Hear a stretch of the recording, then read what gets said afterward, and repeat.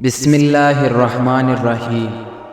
جب عقل کامل ہو جائے تو نفسانی خواہش کم ہو جاتی ہے، اور جب مصیبت دور ہو جائے تو تسلی نزدیک آ جاتی ہے۔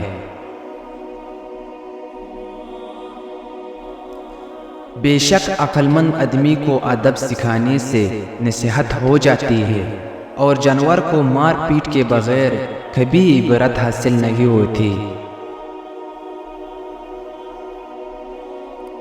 بے شک عقل مند شخص وہ ہے جو اپنی نفسانی خواہشوں کو روکتا اور غصے کے وقت اپنے جوش اور حملے کو مٹاتا اور اس کا خلا کم کرتا ہے۔ جب عقل مند آدمی بوڑھا ہو جائے تو اس کی عقل جوان ہو جاتا ہے، اور جب نادان بوڑھا ہو جائے تو اس کی نادانی جوانی پر آتی ہے۔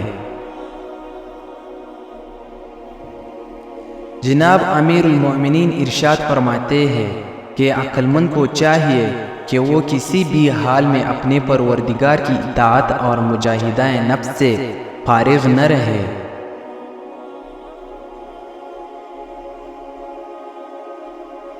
سب سے زیادہ عقل مند وہ ہے جو انجام کار کو زیادہ سوچتا ہے، اور سب سے زیادہ پرہیزگار شخص وہ ہے جو خود غرضی سے زیادہ دور رہے۔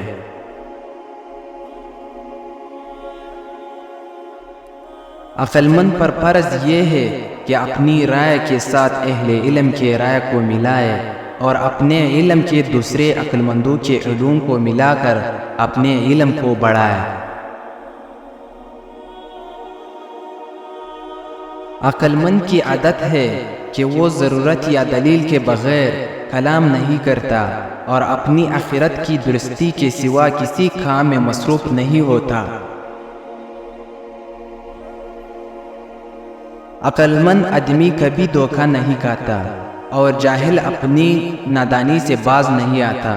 عقل مند آدمی کمال طلب کرتا ہے، اور نادان مال ڈھونڈتے ہیں۔